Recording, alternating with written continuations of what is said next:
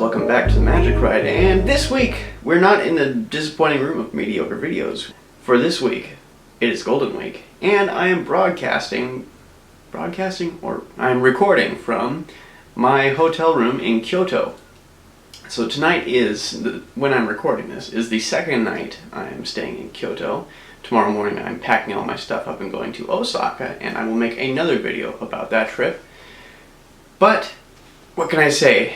Kyoto for the last 2 days has been great. Well, day and a half? I guess in total I'll have 2 days here, but 2 nights for sure.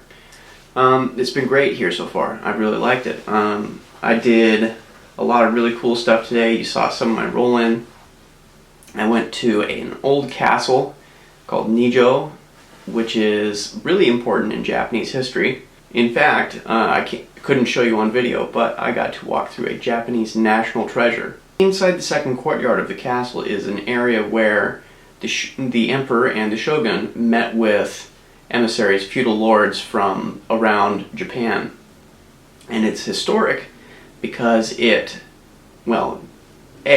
like 500 years old, and B, because the Tokugawa shogunate started there.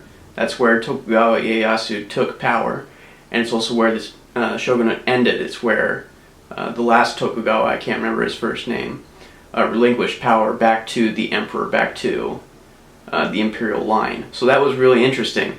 I got to learn a lot more of the history behind it. Getting to learn a country's history by experiencing that history more or less is really, really cool. I can't recommend it enough. So, if you're ever in Kyoto, I highly recommend going to Nijo Castle. Now, what else did I do here? I went into the coolest thrift shop in the world.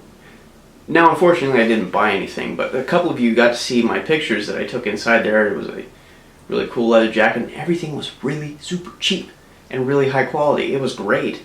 Like, they had a Harley Davidson leather jacket for roughly 85 bucks or so, and normally you can buy that stuff for like 300 bucks.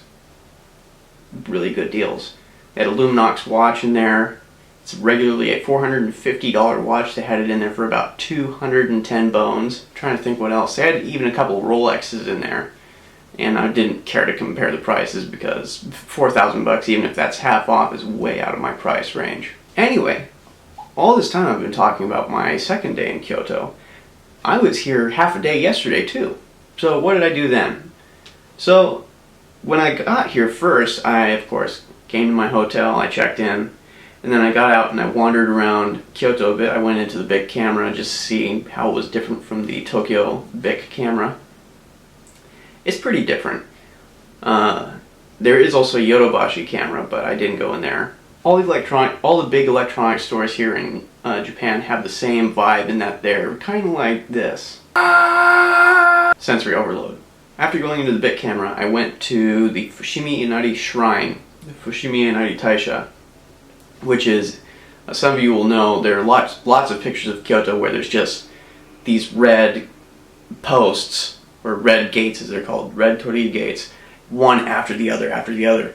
And I went into that shrine and I climbed like 3/4 of the way up Mount Inari before it was too dark, and I just had to come back down. But I did get some really good views that you probably saw in the roll-in. So I went there. Before I went there, I ran into a couple guys from Barcelona. They had limited English. I had limited Spanish. Together, we worked together and I could help them get, I hope, to their destination. They had to transfer off a line that I was on, so hopefully they got where they were going to Guillaume. Anyway, I'm kind of sad I didn't get to see more historical sites around here, but you know, you do what you can with 2 days pretty much, and I think I made the most of it. Let's get into questions, comments, and snide remarks. The part of the show where I go back and answer what I didn't answer last week because I didn't post any videos. Hey. So let's start off this week's questions, comments, and snide remarks with a little bit of Facebook comments. Aunt Julie comments on the Facebook post 2 weeks ago, we'll call it last update. Aunt Julie posts, your remark about not buying a bike because you'd have to sell it later got me wondering if they have rental places in Japan, either a pedal bike or a powered scooter/moped. That might be an option for sightseeing. And they do definitely have rental places. They don't they're not like long-term rent though. And to ride a moped or scooter around here in Japan, you need a license. It's just way more convenient for me if I use my legs and the trains. So, and actually I took a bus while I was here in Kyoto. First time in Japan. Yeah! All right.